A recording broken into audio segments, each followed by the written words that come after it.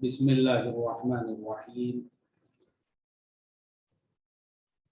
नहमदुहु व नुसल्ली अला रसूलिहिल करीम अम्मा बाद। दूल्हा दुल्हन कोर्स का पहले महीने की हमारी पढ़ाई चल रही है। इसको बोलते हैं फाउंडेशन कोर्स।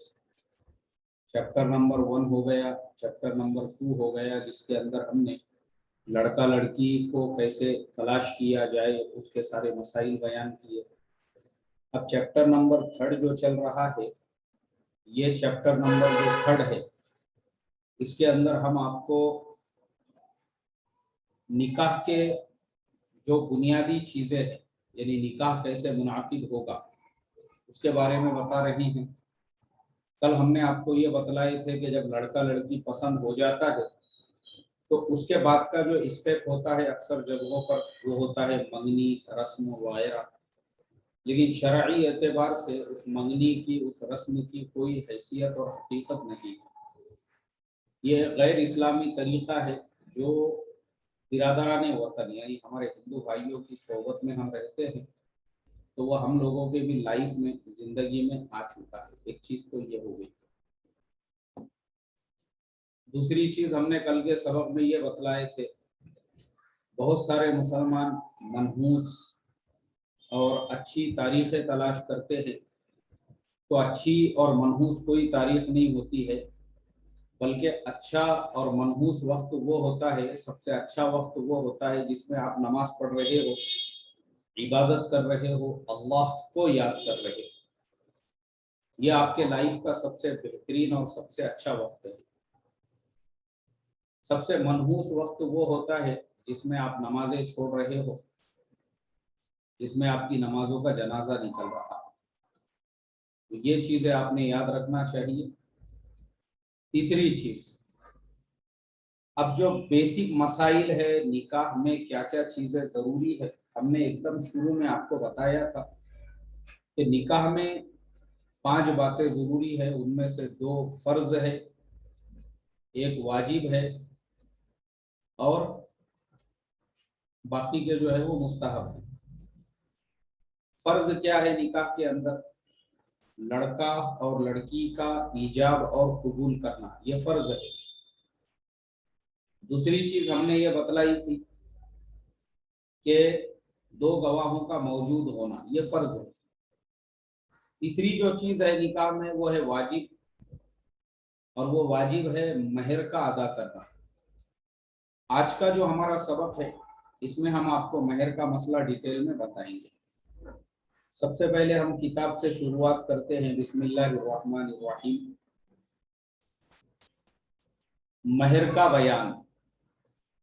निकाह में ये बात मुतअय्यन हुई कि महर मुकर्रर किया जाए ताकि खाविंद को उस नज़्म व ताल्लुक़ यानी निकाह के तोड़ने में माल के नुकसान का खतरा लगा रहे, बिला ऐसी ज़रूरत के जिसके बगैर उसको चारा न हो, इस पर जुर्अत न कर सके। बस महर के मुकर्रर करने में एक किस्म की पायेदारी है। महर के सबब से निकाह और जिना में इम्तियाज हो जाता है। यही वजह है कि रसूम सल्फ, पहले लोगों के रिवाज में से अल्लाह के नबी ने वजूब महर को बदस्तूर जारी रखा। महर जो है ना, ये अल्लाह के नबी सल्लल्लाहु अलैहि वसल्लम से पहले से सिलसिला इसका चलता आ रहा है। हजरत आदम अलैहिस्सलातु वस्सलाम से लेकर तो आज तक। तो अल्लाह के नबी के ज़माने में भी एक्चुअल में इस्लाम में बहुत सारी चीज़ें वो है जो अल्लाह के नबी के पहले से जो चीज़ें चलती आ रही थी, आपने इस्लाम के बाद भी उनको बाकी रखा। जैसे मिसाल के तौर पर ये जो महीने हैं, मुहर्रम है, सफ़र है, रबीउल अव्वल, रबीउल आखिर, ये जो महीने हैं, ये महीने असल में इस्लाम से पहले के महीने हैं। ये इस्लाम से पहले जो ज़माने जाहिलियत है, उस ज़माने में भी ये महीने हुआ करते थे।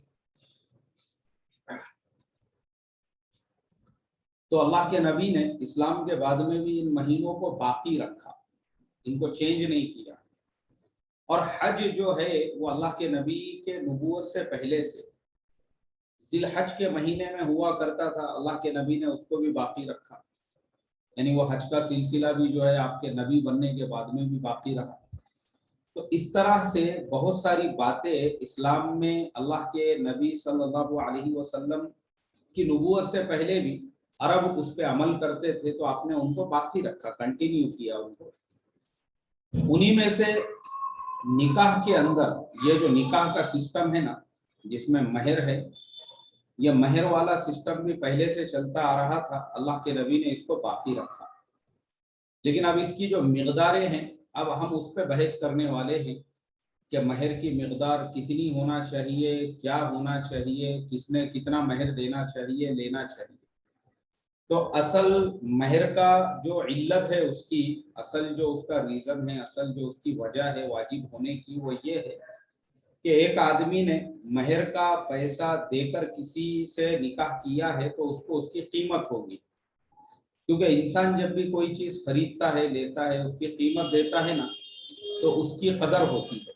जैसे मिसाल के तौर पे अपना दूल्हा दुल्हन जो कोर्स है, ये कोर्स पहले हम फ्री में पढ़ाते थे, मुफ्त में, इसकी कोई फीस वगैरह नहीं थी।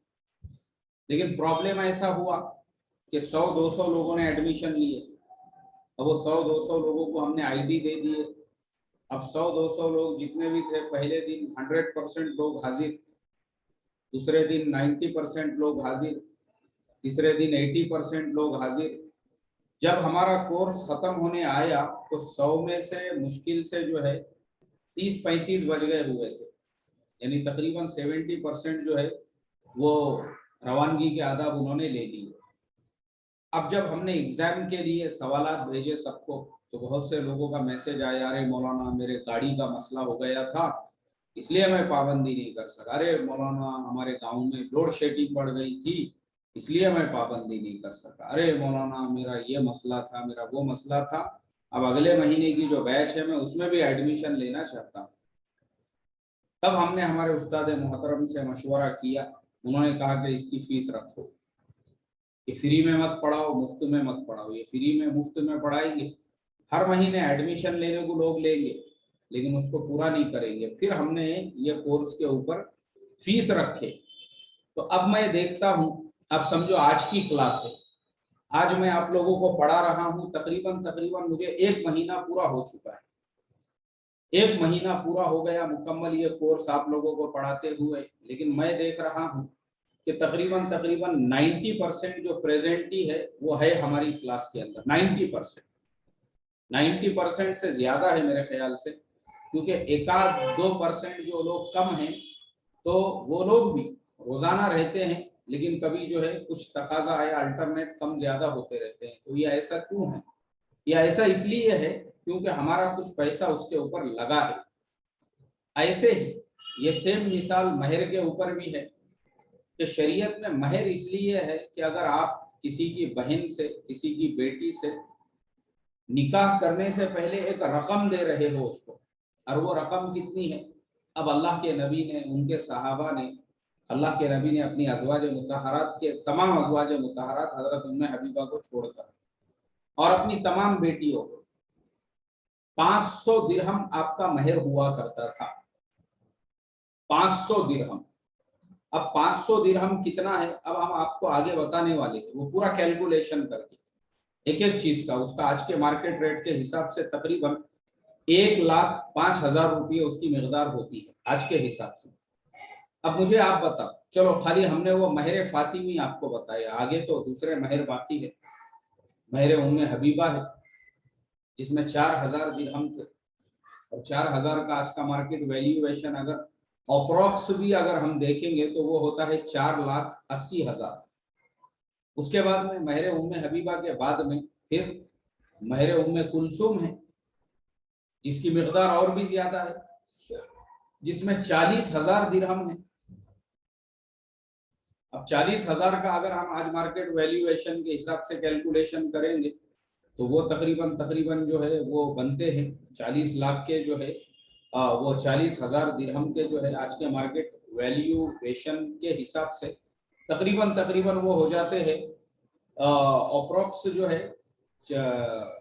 40 लाख। ऐसी उसकी भी कुछ मिकदार है, वो हम सब आपको डिटेल में जो है ना पूरा कैलकुलेशन करके बताएंगे आखिर में कि कितना होता है उसका पूरा टोटल फिगर जो है। तो बहरहाल तो ये जो है महरों की मिकदार, इतनी ज्यादा महर की मिकदार उनके जमाने में हुआ करती थी। अब मुझे आप बताओ कि नॉर्मली भी जो मैंने आपको बताया अल्लाह के नबी की अज़वाज मुतहरात और हजरत फातिमा और तमाम बाकी आपकी बेटियों का जो महर था 500 दिरहम, जो 1,10,000 होता है, उतना भी अगर आज के ज़माने में अगर हम किसी की बहन बेटी को देकर उससे निकाह करते हैं, तो मुझे बताओ जिस इंसान ने 1,10,000 खाली महर में दिए हुए हैं, वो उस बीवी को तलाक दे सकता है क्या?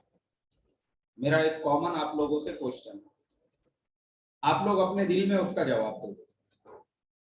जिसने 1,10,000 रुपये की मिकदार जो है अपनी बीवी को दी हुई है, वो उसको तलाक दे सकता है क्या? कभी भी नहीं देगा। 1,10,000 तो बहुत कम है।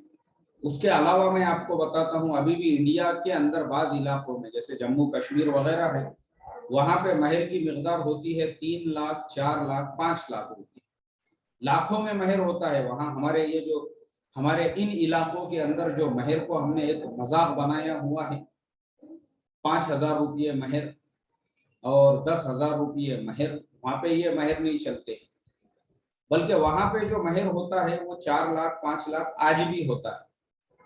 सऊदी अरब वगैरह के अंदर जो महर की मिकदार है, उन इलाकों के अंदर महर से पहले ये देखा जाता है कि जो शोहर है, महर से पहले वहां पे ये देखा जाता है कि भाई जो शोहर है वो रहने का मकान वो लड़की को कैसा देगा, उसको गाड़ी कैसी देगा, ये तमाम चीजें पहले फोकस की जाती है। ये सब चीजें देखने के बाद में फिर वो उस वहां पर जो है निकाह होते हैं। फिर निकाह में जो महर भी होता है उसकी मिकदार 10 लाख रुपये, 1 करोड़ रुपये, 2 करोड़ रुपये। अब आप मुझे बताओ, महर की मिकदार इसलिए थी ताकि किसी की बहन बेटी से निकाह हो रहा है, उसको पूरा रिस्पेक्ट दिया जाए। अब अगर उसको तुम 10 लाख और 1 करोड़ और 2 करोड़ रुपये देकर महर अदा करके उससे निकाह कर रहे हो, मुझे बताओ, मेरा सवाल है ये आप लोगों से, वो कौन सा ऐसा अक्लमंद इंसान होगा, वो कौन सा ऐसा होशियार होगा जो उस लड़की को उसके बाद में तलाक दे दे? कयामत तक भी नहीं हो सकता है ऐसा। क्योंकि इंसान फिर क्या करेगा, उस बीवी को रिस्पेक्ट देगा, उस बीवी को इज्जत देगा, उस बीवी को जो है मोहब्बत देगा, उस बीवी को पूरी तरह से, उसका रीजन ये है कि भाई उसने उससे जो निकाह किया है वो कुछ कीमत देकर किया है।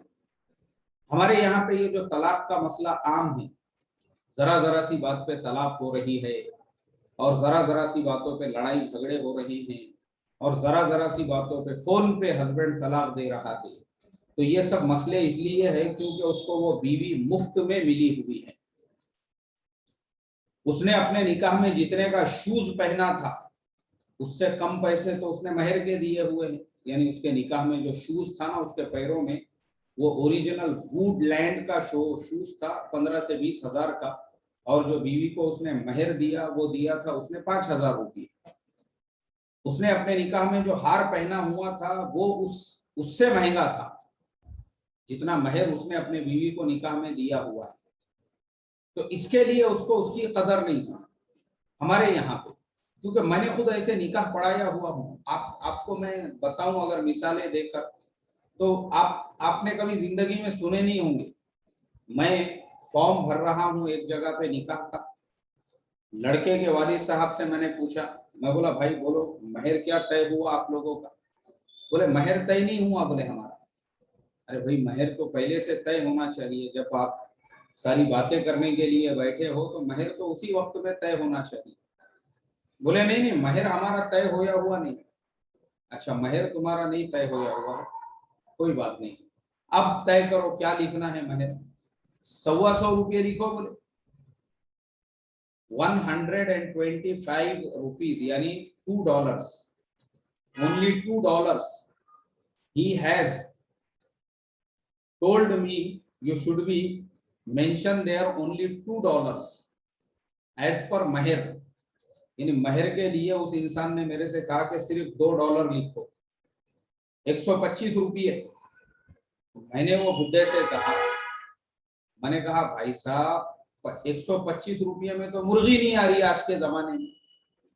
बाजार में अगर आप मुर्गी खरीदने के लिए जाओगे ना, चिकन की दुकान पे जाओ आप, मैं बोला 125 रुपये में तो मुर्गी नहीं आ रही है।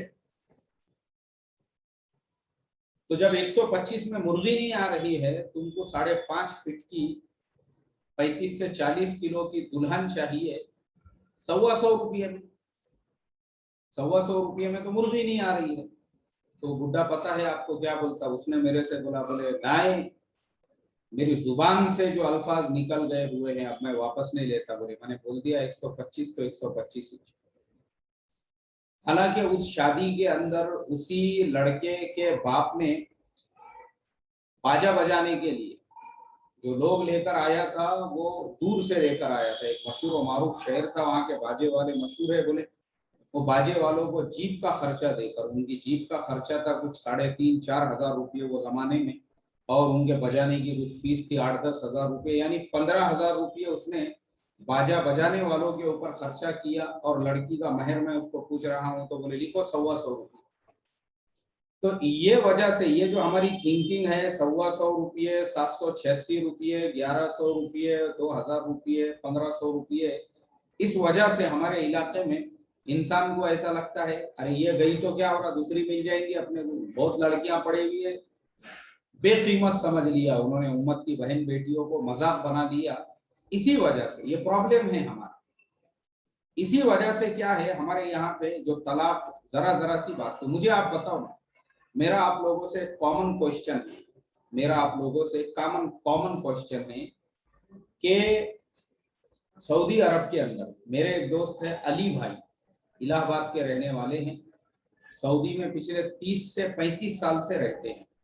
मेरे बड़े अच्छे दोस्त हैं, मुझे वहाँ के हालात बताते हैं। वो बताने लगे, बोले मौलाना मुझे आज 30 से 35 साल सऊदी में हो चुके हैं, लेकिन इस दरमियान में मैंने आज तक कभी भी किसी भी अरब के घर में ये नहीं सुना है कि मियाँ बीवी के बीच में तलाक हो गया।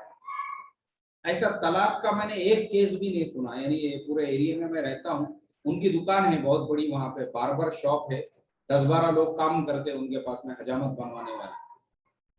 तो अली भाई पिछले 30 से 35 साल से एक ही जगह पे रियाद शहर के अंदर बैठे हुए हैं, कई अरबों से उनके ताल्लुकात है। हजाम की दुकान बोले तो आप समझ सकते हैं, वहां तो हर टाइप का आदमी आने वाला है, और फिर बहुत सारे लोग जो रोजाना रेगुलर आने वाले रहते, उनसे इंसान के ताल्लुकात भी हो जाते, जान पहचान भी हो जाती, रिलेशंस भी हो जाते। तो 30 से 35 साल में वो एरिया के लोगों से उनकी सब जान है, पहचान है, ताल्लुकात है, सब सारी चीजें हैं। लेकिन उसके बावजूद भी आज तक बोले मैंने तलाक का एक भी वाकया नहीं सुना। अब मुझे आप बताओ, मेरा कॉमन सवाल है आप लोगों से, वहां भी इंसान ही रहते, वहां पे भी मुसलमान ही रहते, तो वहां तलाक होने को तैयार नहीं, तलाक लेने को तैयार नहीं, तलाक देने को तैयार नहीं। अब यहाँ इंडिया में भी हम रह रहे हैं, यहाँ तो यार इतना, मैं मेरा ये जो मोबाइल फोन है ना, मैं किसी का भी कॉल इस पे रिसीव करना मैंने छोड़ दिया था। मेरे पास में जिसका नंबर जो है ना, जो सेव नंबर है मेरे पास में, मैं वही नंबर पे कॉल रिसीव करता हूँ। उसके अलावा तो मैंने छोड़ ही दिया हूँ कॉल रिसीव करना। पता है आपको क्यों? सिर्फ इस वजह से कि मुझे जो कॉल्स आते हैं उसमें 50% जो कॉल होते हैं, 50% वो यही मसलों को लेकर होते हैं। खुला का मसला है, तलाक का मसला है, मियाँ बीवी में लड़ाई झगड़ों के मसले मसाइल है, और 40% जो कॉल आते हैं वो शेयर मार्केट से रिलेटेड। शेयर मार्केट से लोग मेरे वीडियो देखते नहीं, यूट्यूब पे मैंने 183 वीडियो अपलोड किए हुए, देखो वहां जाके सीखो। वो छोड़ के उनको फोन पे ही पूरी मालूमात चाहिए। इस वजह से मैंने कॉल रिसीव करना बंद कर दिया। जो 10% जो मेरे पास नंबर सेव है उसमें मेरे रिलेटिव्स हैं, मेरे घर के लोग हैं, या जो मेरे जान पहचान वाले हैं, उनका फोन आया तो मैं उठाता हूँ। उसमें भी यानी इस वजह से जो है ना, जो जो 50% मैंने आपको बताया, ऐसे मसले मसाइल के हमारे यहाँ पे फोन है। और अच्छा, फोन तो दे दो छोड़ के, फोन के अलावा भी यहाँ पे भी जो लोग मुझे मिलने के लिए आते हैं, यहाँ पर भी आते हैं बहुत सारे लोग। उनमें से अक्सर मैंने देखा हूँ वो तलाक के मसलों के सिलसिले में है। किसी की बेटी जो है, शोहर के वहां झगड़े चल रहे, अभी निकाह होके 6 महीने भी नहीं हुए, 6 महीने भी नहीं हुए निकाह के जो है तय होकर, और उसी दरमियान में मियाँ बीवी के दरमियान में लड़ाई झगड़े, बोले हमने बेटी को लेके आ गए, लाने के बाद में बेटी अब हमारे घर पे ही है, हमको उसको खुला लेना है, बताओ उसके लिए क्या प्रोसेसिंग है। और शोहर ने जो है तैश तैश में, बीवी ने 3-4 मरतबा में कॉल रिसीव नहीं की, फोन पे तलाक दे दिया उसने। तो हमारे यहाँ पे ये जो बात बात पे तलाक है हमारे यहाँ पे, वो इसीलिए है क्योंकि हमको मुआशरत का इस्लाम पता नहीं है। ये जो हम आपको दूल्हा दुल्हन कोर्स के थ्रू जो सिखा रहे हैं ना, इसे कहते हैं मुआशरत वाला इस्लाम। अब मुझे बताइए, और हम शेयर मार्केट के मसाइल में जो आपको सिखा रहे हैं वो है मुआमलात वाला इस्लाम। तो ये मुआशरत वाला इस्लाम है जो हम आपको दूल्हा दुल्हन कोर्स में पढ़ा रहे हैं, इसीलिए ताकि आपकी जो शादीशुदा जिंदगी है उसमें ये बातें आपको पता होना चाहिए, ताकि आपकी जिंदगी सुकून से गुजरे, ताकि आप जो है निकाह से पहले ये सारी बातों का ख्याल रखो। और अभी निकाह के बाद की लाइफ आपकी कैसे होना चाहिए वो तो हमारा अगले महीने से 1 सितंबर से वो कोर्स शुरू होगा। लेकिन ये सारी बातें तो ये मुआशरत वाला इस्लाम हम आपको इसीलिए सिखा रहे हैं ताकि आपको पता हो। ये पता नहीं है हमारी कौम को, इसीलिए 786 रुपये महर तय किया जा रहा है, 1100 रुपये महर तय किया जा रहा है, 5000 रुपये महर तय किया जा रहा है। और फिर उसमें जरा जरा सी बात पे फिर तलाक़ें इसलिए हो रही है क्योंकि वो लड़की से निकाह करने में कुछ लगा ही नहीं आपका। अगर आपके 1 लाख रुपये महर में जाते थे, 2 लाख रुपये महर में जाते थे, 5 लाख रुपये महर में जाते थे ना, तो उसको तलाक देने से पहले और खुला लेने से पहले आप 100 मरतबा सोचते थे, 100 मरतबा कि भाई मैं उस लड़की को तलाक क्यों दूं। और वो लड़की भी जो है वो ये सोचती थी कि जिस शोहर ने मुझे 1 लाख 2 लाख रुपये महर दिया हुआ है, मैं उससे खुला कैसे दूं। उसके अंदर भी एक गैरत होती थी। तो इसके लिए आज हमने आपको सिर्फ ये पॉइंट को हाईलाइट किया कि इस्लामी शरीयत के अंदर महर क्यों है, वाई महर is compulsory to complete processing of निकाह। शादी को मुकम्मल करने के लिए महर क्यों लाजमी है, वो इसीलिए ये आज हमने आपको बताया। कल अब हम आपको महर के मसाइल बताएंगे और वो मिक़दारें बताएंगे जो अल्लाह के नबी के ज़माने में सहाबा और सहाबियात की मिक़दारें हुआ करती थी। चलिए अब हमारा सबक ख़त्म होता है। किसी का कोई सवाल है तो हमको व्हाट्सएप पे मैसेज कीजिए।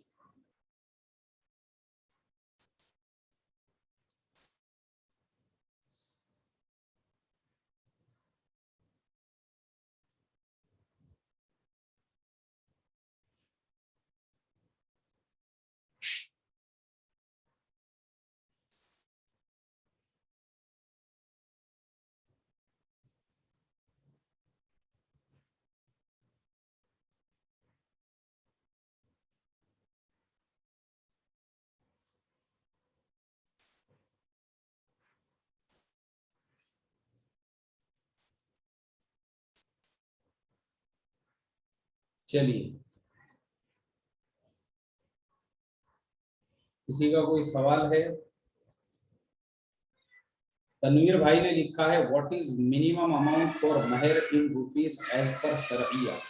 ये सब मसले मसाइल कल आएंगे। कल आज हमने सिर्फ मसाइल वो सिर्फ महर का जो क्यों जरूरी है वो आपको बताया हमने। ये मसाइल कल आने वाले। अस्सलाम वालेकुम मुफ्ती साहब, तलाक खुला होने के बाद महर वापस मिलता है क्या दूल्हे को? ये सब मसाइल आगे आएंगे। चलिए मौलाना मोइनुद्दीन साहब ने माशाअल्लाह लिखा है, चलिए बहुत अच्छी बात है। अब्दुल्ला खान साहब हमारे शागिर्द है नांदेड़ से, इन्होंने लिखा है ग्रेट इंफॉर्मेशन भाई, जज़ाकल्लाह अब्दुल्ला खान साहब। मुफ्ती साहब माशाअल्लाह। अब्दुल रज़ाक भाई ने लिखा है, जज़ाकल्लाह लिखा है। बहुत सारे साथियों ने, शाहरुख भाई वगैरह ने। चलिए तो ये तमाम लोगों ने जो है आज के सबक पे सिर्फ अपना फीडबैक दिया है। सवाल मुझे किसी का भी नजर नहीं आ रहा है। सर सेकेंड मंथ की फीस कब पे करनी है? चलो ये एक अच्छा सवाल आया है। देखो जिन लोगों को अब जो आपका एडवांस कोर्स शुरू होने वाला है, तो आप लोग अभी से अपनी एडवांस कोर्स की फीस भरना शुरू कर दो। एक तो आप लोग अपनी एडवांस कोर्स की फीस भर दो, और फीस जो है ना मेरे व्हाट्सएप वाले नंबर पे नहीं भरना है, वो फाउंडेशन का नंबर है, उसमें आप पैसे डालोगे वो सीधा फाउंडेशन में जाएंगे। और फाउंडेशन में जब एक बार पैसे गए तो मैं फिर वो छोड़ देता हूँ, वो वहां मत भेजो। जो मेरा 9021 वाला नंबर है, जो मैंने फीस पे करने के लिए स्पेशल रखा हुआ हूँ, उस पर आप लोग फीस पे कीजिए। दूसरी चीज ये है कि ये कोर्स से अगर आपको फायदा हो रहा है तो आपसे मेरी रिक्वेस्ट है, अपने दोस्तों को, अपने फ्रेंड्स को, अपने रिलेटिव्स को, अपने जान पहचान वालों को इस कोर्स में एडमिशन के लिए आप मोटिवेट कीजिए। इंशाल्लाह बहुत फायदा होगा उनको। अल्लाह हम तमाम को अमल की तौफीक अता फरमाए। अस्सलामु अलैकुम व रहमतुल्लाहि व बरकातहू।